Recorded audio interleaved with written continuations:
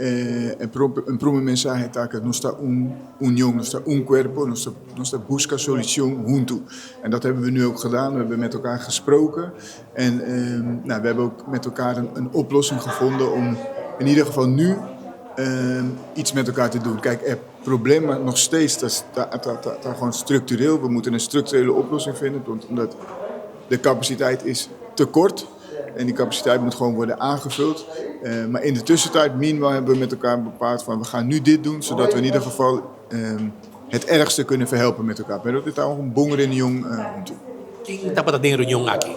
Tour é coördinator aan dirigege, korpsmanagementteam en vakbond também.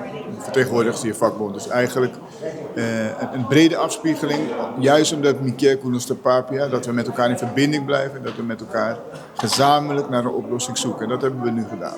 Kiko está para uma possível solução e ora a mesura para a situação aqui.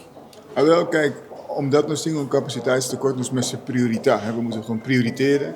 En dat betekent dat je sommige dingen misschien even tijdelijk moet terugbrengen en het andere eventjes aan de voorkant moet prioriteren. Dat hebben we dus gedaan. Het más importante dat we gewoon structurele instroom, dus structureel klassen.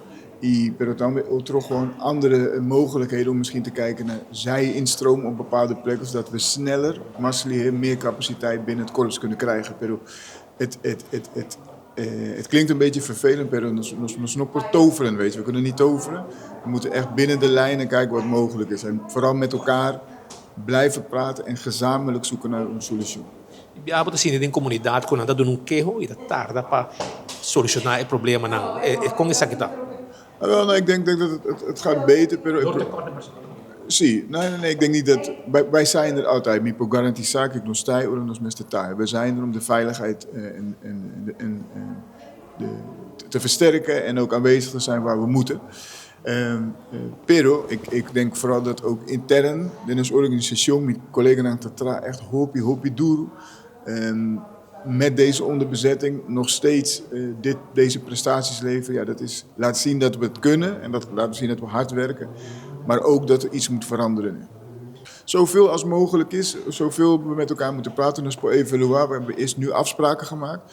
En we zullen op korte termijn weer bij elkaar komen, per waak. Hoe we met die afspraken zijn omgegaan en of we misschien nog meer maatregelen moeten nemen. Pero más importante para mí, láganos cinta junto, láganos papia, niet over elkaar, maar met elkaar.